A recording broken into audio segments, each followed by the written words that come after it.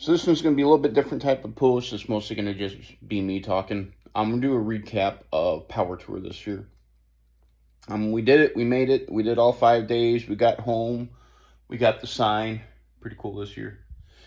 We got home last night, got everything unpacked, and then we all kind of crashed. It's always a long week. It's a great week, but it's a long week. And as much as I like being out and doing things and experiencing things and seeing new places, it's always good to come home and be in your own bed and get attacked by your dogs because you've been gone for a week and they don't know what happened. But just a brief recap and then some of the things that I've heard or seen on Facebook. So first day, we did our registration in Joliet. It was at the Chicagoland Speedway, and we had gone through 2 pretty good rain squalls to get there, as you see me talk about on the video. When we got to the registration, and I was standing in line for the pre-registration on Sunday, had a major storm come through.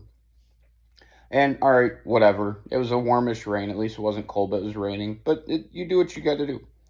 And at one point, they had a lightning strike. They said within about a mile or a half mile from the registration check-in. So they ended up shutting it down. The workers are considered outdoor workers. They had to shut down, which I understand that for their safety. And they came out and they said it is recommended that all of us go shelter while the storm is there. They couldn't make us, they couldn't force us, but they said it's highly recommended we go shelter in our vehicles until the storm passes. And a few folks did. Most of us didn't. That was our choice to do that. That was our choice to take that risk for if they were able to reopen. And they stayed closed for, I didn't time it exactly, but probably right around an hour or so. And once they kicked it up, the registration itself goes very quickly. They have something like 10 different lines to get folks through. The regular long haulers have one section, the Gold and Platinum have another because there's less of them. And that's one of their privileges for paying for the higher ticket. But once the line got moving, we got through very quickly, got everything we needed, jumped out, headed to the hotel, dried off, and is what it is. Getting into the event on Monday, that one was at the Route 66 dragway. The only frustrating part is we came in, they didn't really have official directions, they just said it was here. So we had came in, I'll see if I can do this on camera. So if the event is up here, most of the traffic was coming in this way and turning. We'd come in this way, and they made us run, even though there was a sign there that says, hey, this is where you go for, if you're a participant versus just a spectator. They made us go all the way past and then try and find a spot to U-turn and get back into line.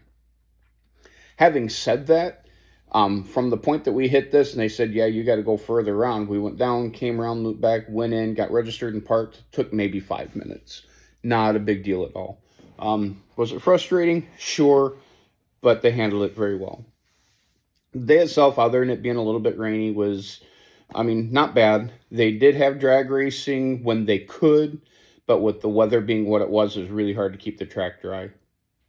I did see Mike Cotton. As actually the only day I saw him, and it was funny because I just happened to be wearing a hat of his I had bought,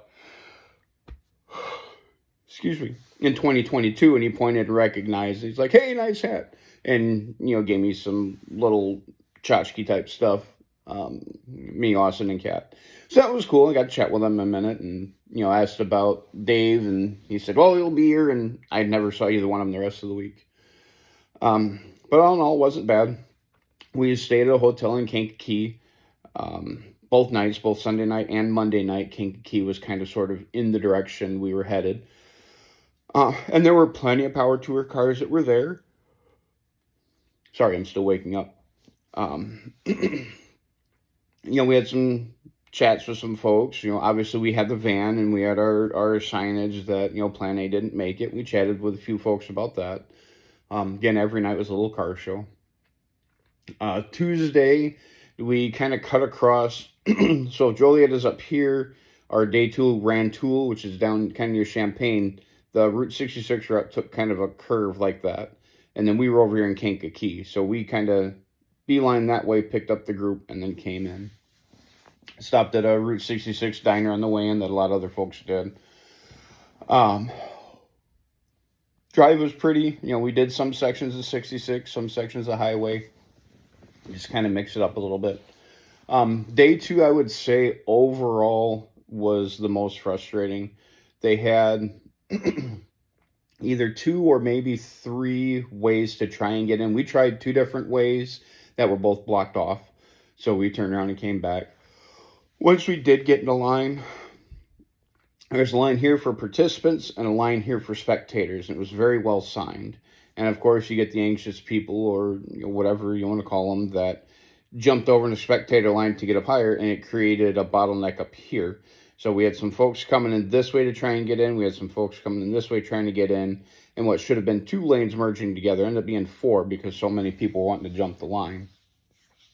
And then when we did finally get in, I don't know if they just weren't prepared for how many cars there were or whatnot, but we did have to park in kind of an obscure area. Again, whatever. It took half hour, 45 minutes, I think, to get in. The event itself wasn't too bad. It was fairly warm. They did have a couple cooling stations, not too bad. The lines for the bathroom weren't bad at all. It did get warm, but it's June. It's going to get warm.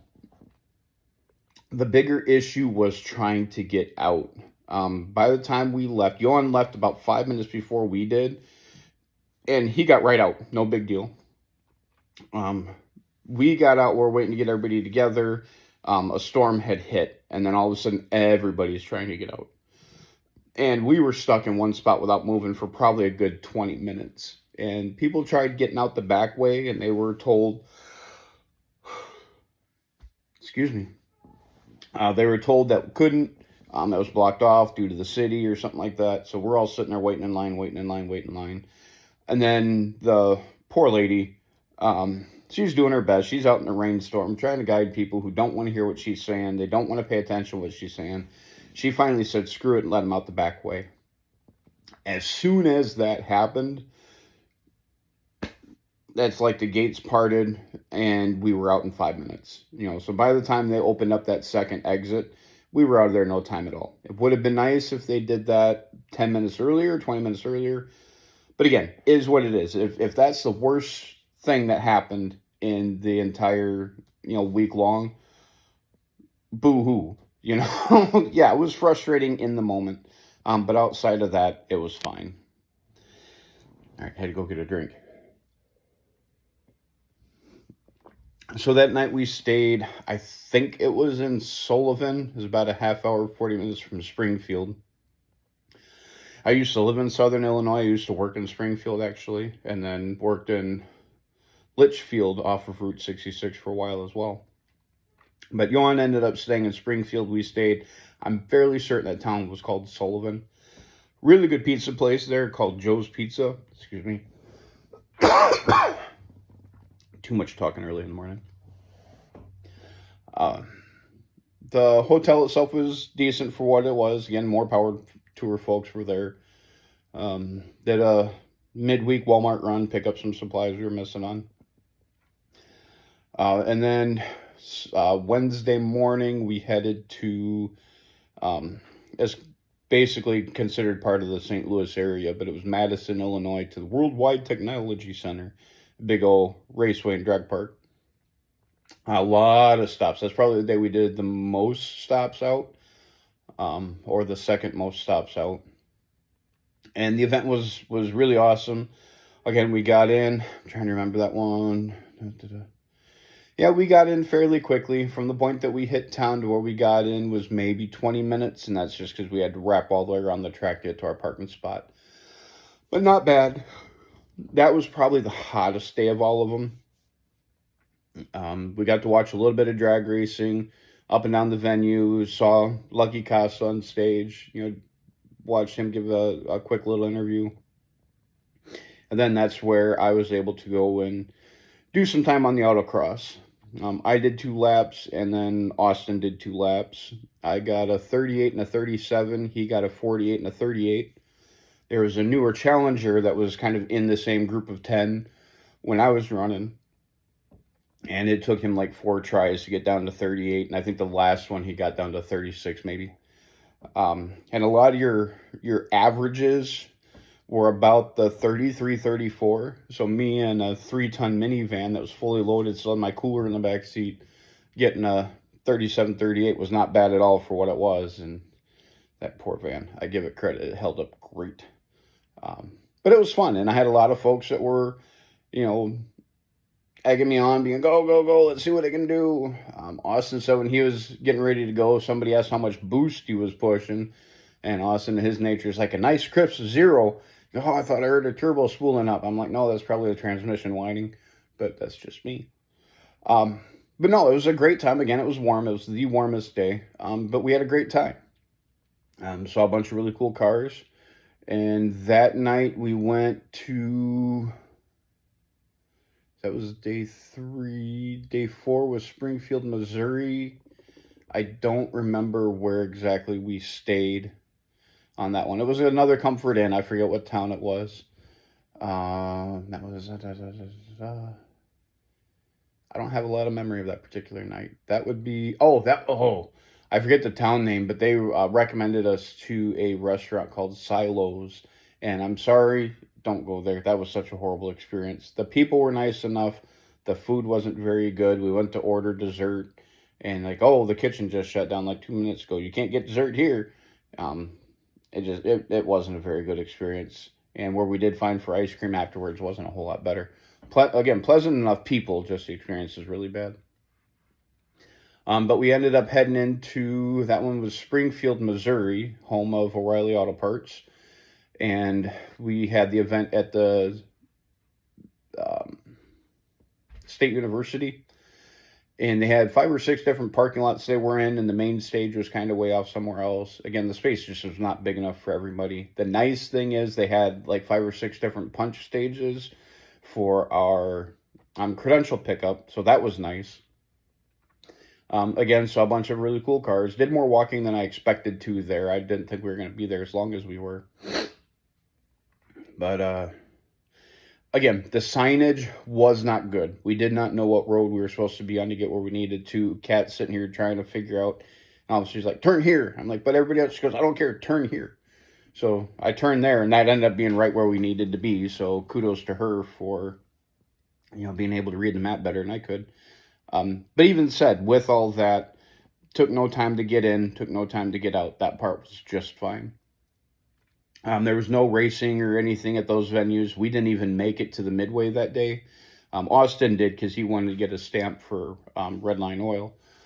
But we just walked around looking at the cars. Excuse me again. And then that night we stayed in Joplin. That one was a La Quinta.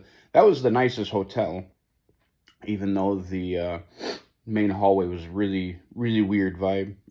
Just kind of disorienting. Had a cool pool set up, had a inside pool with 2 inside hot tubs, and an outside pool with an outside hot tub.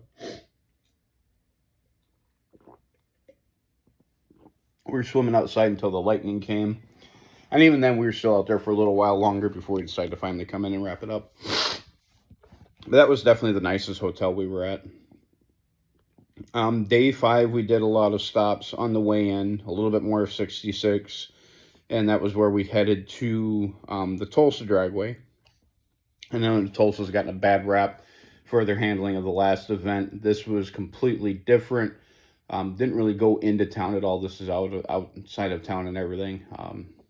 It's unfortunate, especially being one of the main towns on 66, that it had such a bad experience. And hopefully they get that figured out. But that had nothing to do with PowerTour, and this event ran smoothly. Again, got in pretty quickly. When we were finished, got out pretty quickly. They did have drag racing there, but it wasn't consistent. There's like a long wait in between vehicles. And I tried to get a couple of shots of cars going down, but they just weren't going down very often at all. The parking for that one was a bit weird. It was just kind of either side of the main drive-in and a bunch of grassy areas. We didn't really see the big parking areas like we had before. But even then, most of the folks on day 5 just come in, they get their stamp, get their credentials, and they leave. So there weren't near as many vehicles on site, so which made the car part of the car show a little bit weird. And then we ended up driving almost all the way to Kansas City for Friday night.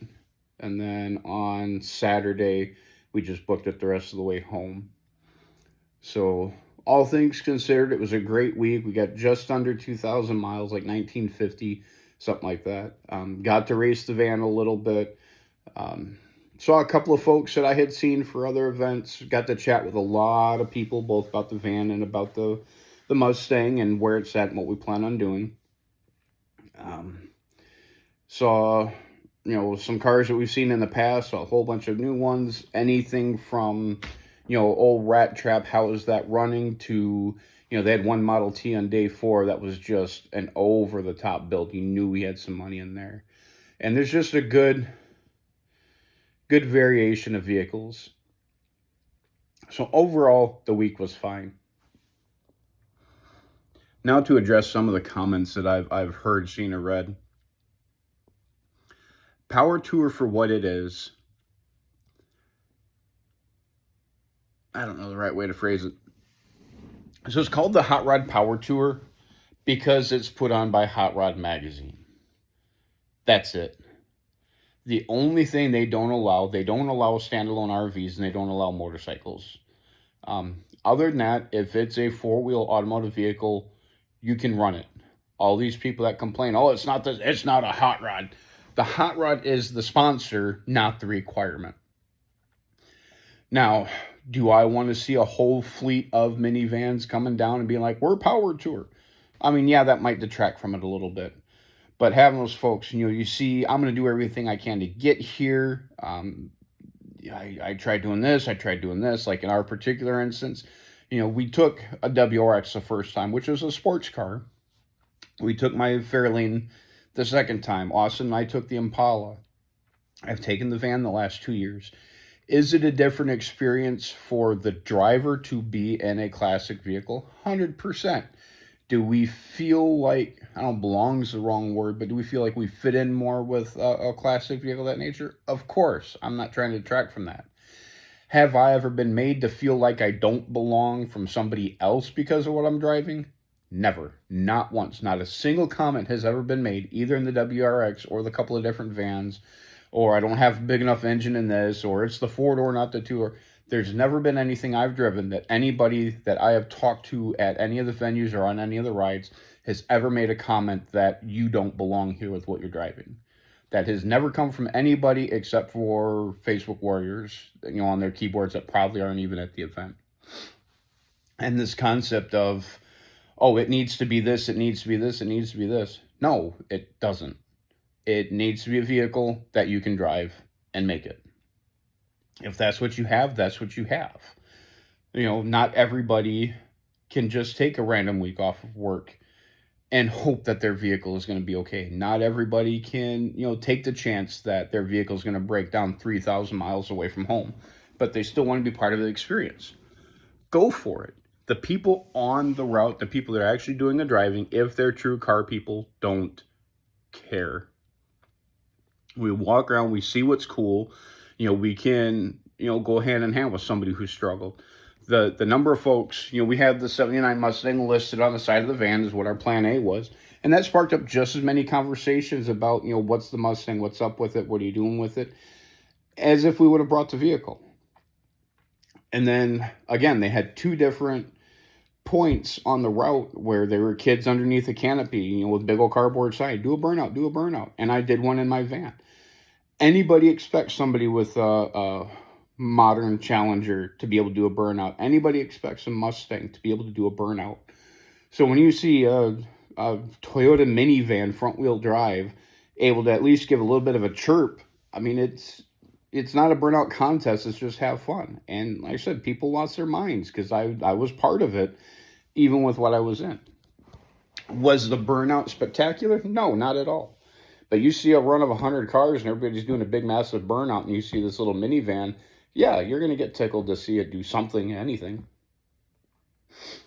Creature comforts being what they are. I've got cruise control, I've got air conditioning. I don't really have to worry about anything. That's nice and all dandy. Would I have rather been in the Mustang and something else? Of course.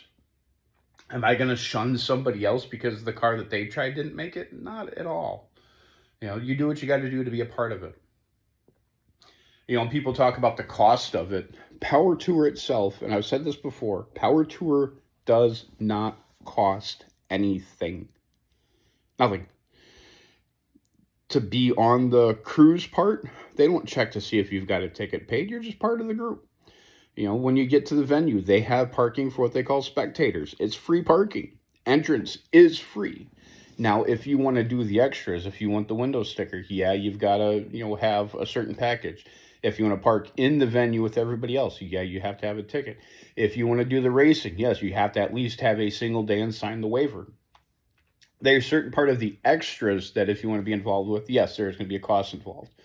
The t-shirts, yes, it is our choice to buy a t-shirt. You're buying a shirt. You know, it's you get some of the free stuff for whatever, some of the vendors and whatnot. But other than the gas and the hotel, PowerTour does not cost anything. If all of us showed up without a ticket and just did, it may only last 1 year because they do depend on the income from the bigger tickets to help put this thing on, because it is not a cheap endeavor by any means. But you are not going to be turned away from anything other than, like, say, the racing. You're not going to turn away from walking the venues, seeing the cars, any of that, just because you don't have a ticket. So PowerTour requires you to spend $0 to do the event. So all these people complaining, all they want is your money, all they want is your money, blah, blah, blah, blah, blah. No, they don't. It's a completely free thing.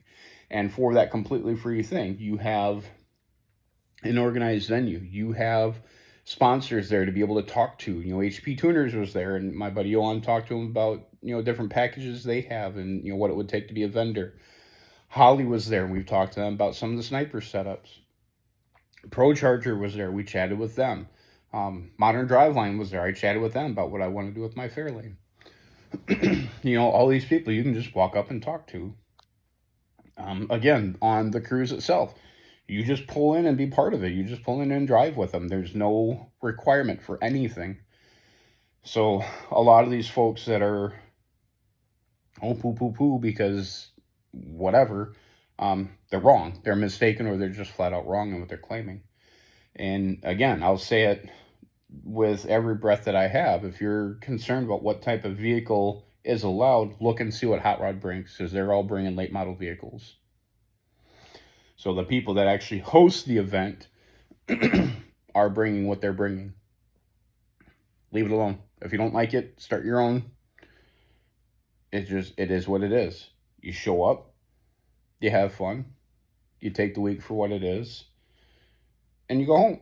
And then you wait 51 weeks for it to come back again. And that's kind of where we're at now. That's the worst part. The absolute single worst part about PowerTour, in my opinion, and I will say it as such, the worst part of PowerTour is waiting a year for it to happen again.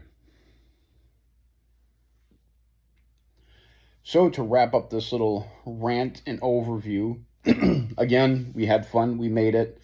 You know, Austin and Kat were troopers. Yohan and his wife were there. They had their pup with. It was a great event. We had some fun times. We had some frustrations. We had some heat. We had some weather.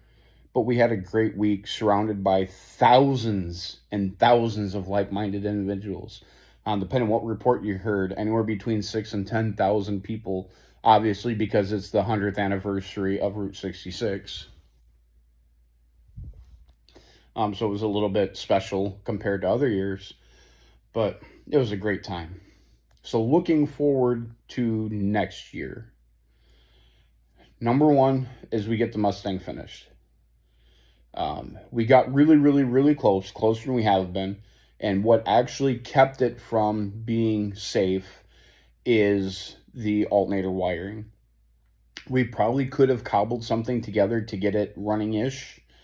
But that's one, if you do that wrong, that's not just, oh, hey, that's you burn your car down.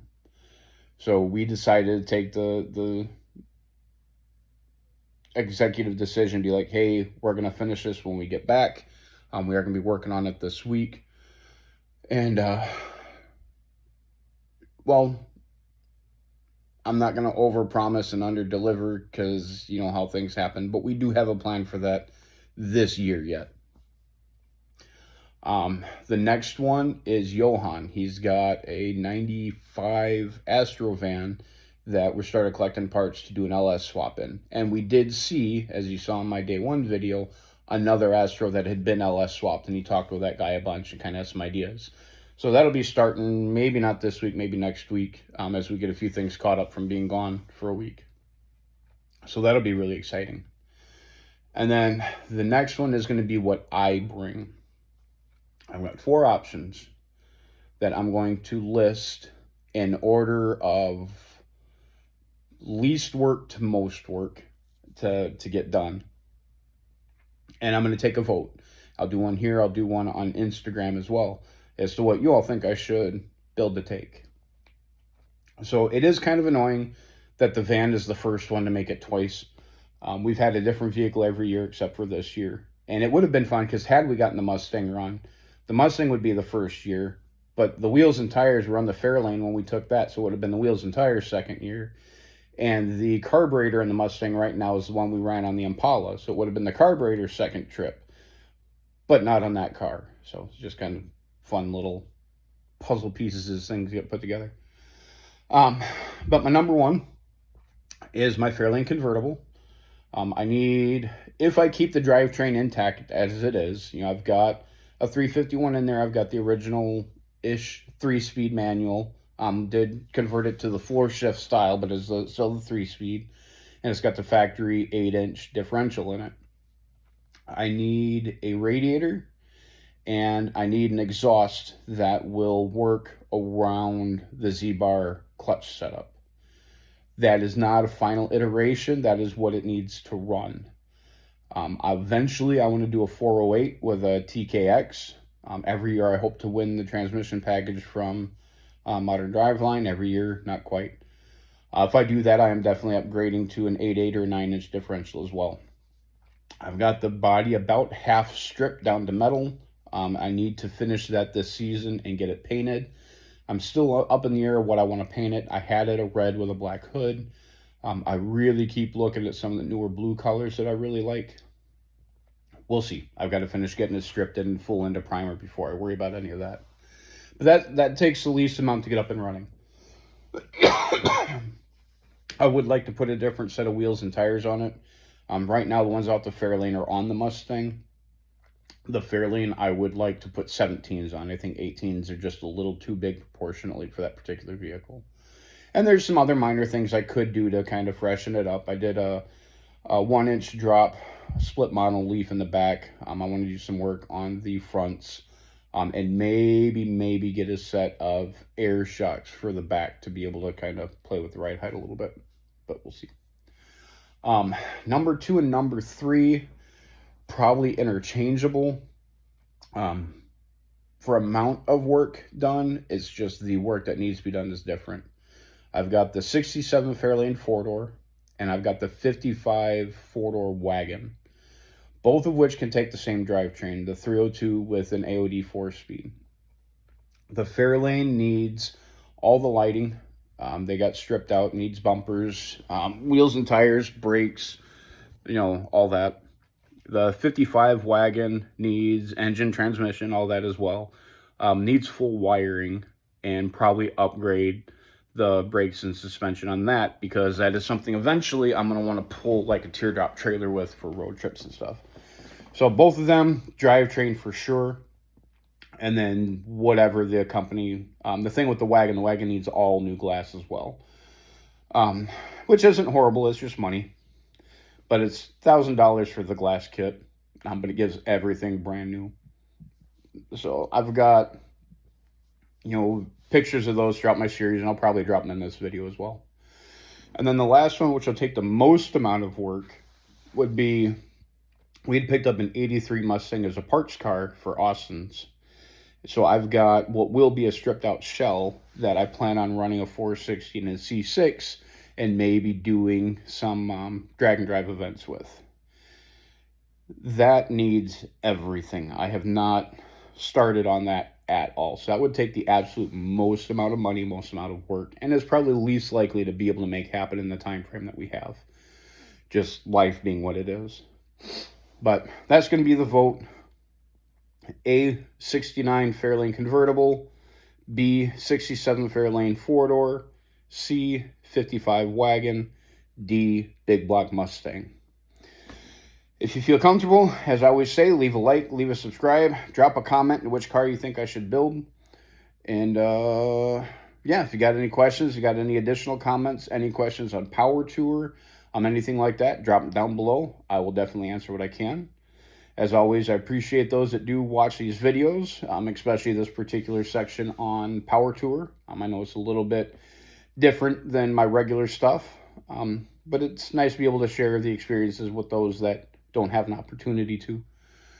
But yeah, as always, be safe, treat each other well, and we will see you guys next time.